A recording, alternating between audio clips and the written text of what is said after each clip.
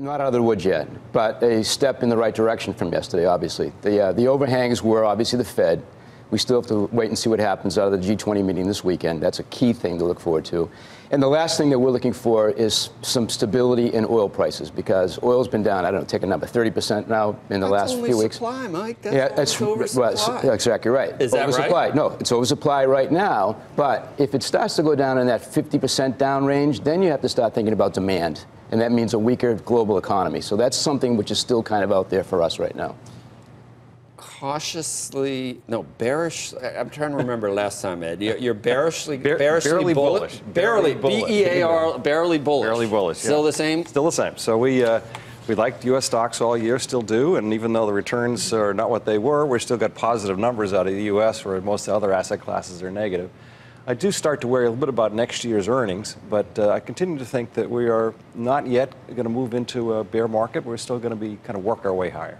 Sentiment-wise, I talking to just a couple of guys in makeup together, you know, we talk, talking about how quickly we went from garden variety to not only thinking that the stock market cycle was over, we were, suddenly we were thinking the economic cycle was over. Nothing changed, I don't think, I think really, except for oil. I think the Fed is responsible for it. I think that the notion that we were going to go to something with a 3 handle on the Fed funds rate over the next year or so, I think had people thinking that combined with economic weakness in China, in Europe, in Japan, not necessarily that things were terrible, but they were starting to weaken a little bit. And I think the big move down we had was largely a response to the Fed, people thinking the Fed would go too far and drive us into a premature recession.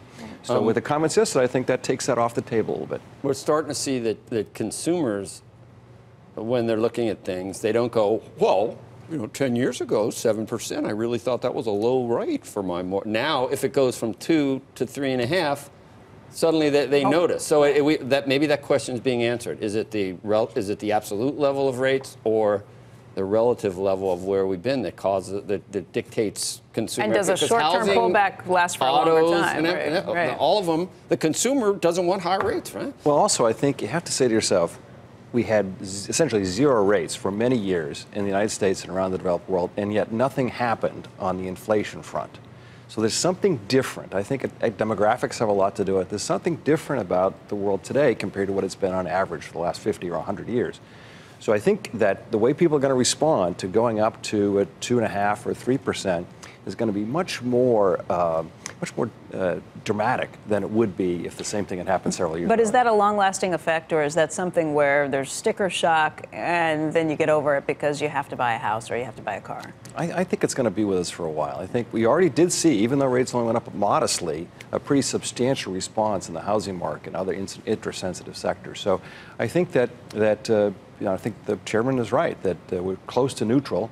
Maybe 1 or 2 more. We're at the estimates of R-star, and that should be enough for this cycle. I mean, I also think it's not really sticker shock. It's just that over this course of years with low rates, people tend to buy as much car or as much house as they can afford with the monthly payment. I thought cars were still 11 years old. What's that? I thought we still needed new cars. Well, you do. I mean, there's a replacement cycle that goes on. But cars cost a lot more because there's so much more technology in them. Yeah. So in other words, it's not so much people saying, oh, I refuse to pay a 5% on a 30-year mortgage. It's just like, I'm kind of locked in here based on what I already own.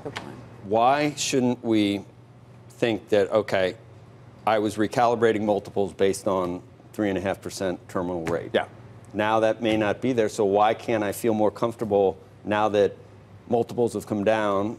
You can feel more comfortable. Valuation. Why can't I feel more comfortable with valuation at 15? If earnings went up, rates didn't go all the way up, sure. So we're at this new 14 or 15 multiple. Why shouldn't I feel more comfortable? You absolutely feel comfortable about it. If next year Did you say that on is Closing Bell? 2.5%. I'm watching. I keep talking about how valuation and sentiment have all kind of, come way off the boil. You're our senior. What are you exactly? You're our senior markets commentator. Okay. I oversee all the junior markets commentators. Have you made this point before? I'm on every day. I'm out for there. a long time. It's sort of a running stream of consciousness. We both got to lay off the coloring, I think, and get like these guys. Don't you think we should? That would give you more credibility. Yeah, that would give you. If you're senior, this is with coloring. What are you talking about? That is the coloring. Yeah, that's right. You're 30. Yeah, we heard that. I had black hair on October 2nd, actually. Did you really? When you were at that old place?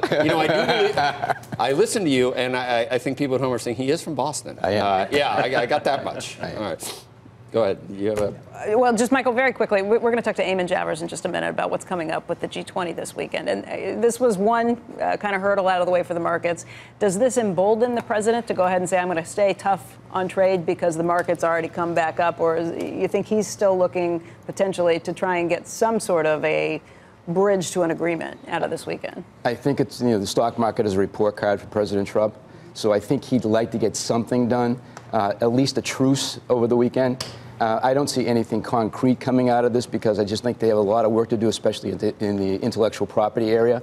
But if they can just walk away with a photo op handshake at the end saying we're going to work on this further, I think that would be a little bit of a plus. But don't you think what's going to happen is that is what's going to happen? The market will soar on that, and then 2 days later, everyone will go, okay, no, well. I don't think the market soars in that. I think that's in prices right now. That's what the market expecting. Yeah, right. If nothing comes out of it and they start, some kind of a verbal war over the weekend, I think that's going to be very bad for stocks.